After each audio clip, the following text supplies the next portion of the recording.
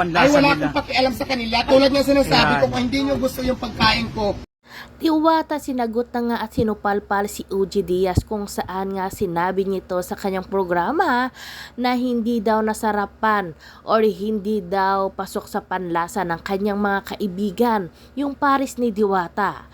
Alam naman natin na maraming mga sikat na personality or celebrity nga at influencer ang dumayo pa kay Diwata para matikman ang kanyang pares. Kaya naman isa nga sa kaibigan nitong si OG Diaz sinabi na hindi daw masarap ang pares ni Diwata. Pero ang tanong, bakit binabalik-balikan at pinipilahan ng maraming tao kung hindi nga masarap ang pares ni Diwata? Narito guys, panoorin natin.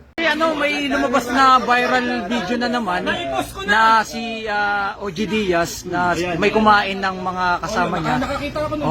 Na hindi daw sa ay panlasa wala nila. akong pakialam sa kanila. Tulad nga sinasabi ko, kung hindi nyo gusto yung pagkain ko, mag-scroll, pumunta sa ibang nagtitinda. Marami naman kami dito nagtitinda, di ba? Yung pagtitinda ko kasi, hindi ko yung pinipili.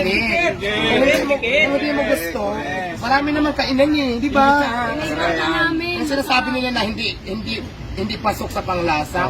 Ay di maghanap ka ng pasok sa panlasa. Problema ba yun? Pagtitinda ko kasi, inggit, di ba? Hindi ko yung pinipili. Hindi mo gusto. Marami naman kainan eh, di ba? Inggit sa kasikatan.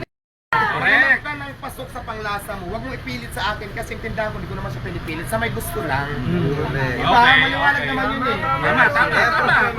Tumikim talaga kung hindi mo gusto yung lasa, hindi mo gusto yung tindahan ko, lalong-lalo kung hindi mo gusto. Ang dami dyan. Hindi na naman tayo magtinda ng Paris. Marami. Super dami. Yes.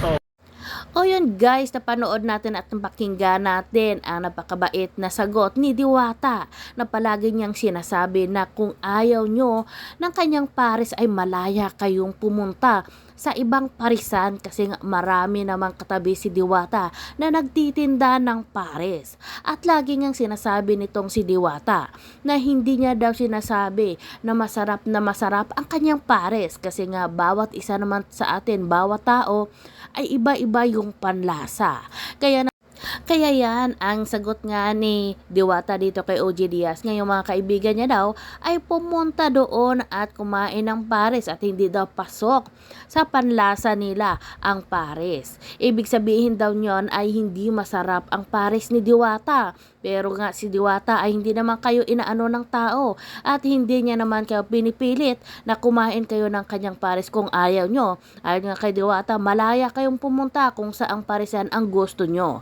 Kasi naman ay magrereklamo pa kayo sa halagang 100 peso. May na kayong matitikman, ay unli rice na merong unli saba at unli soft drinks pa.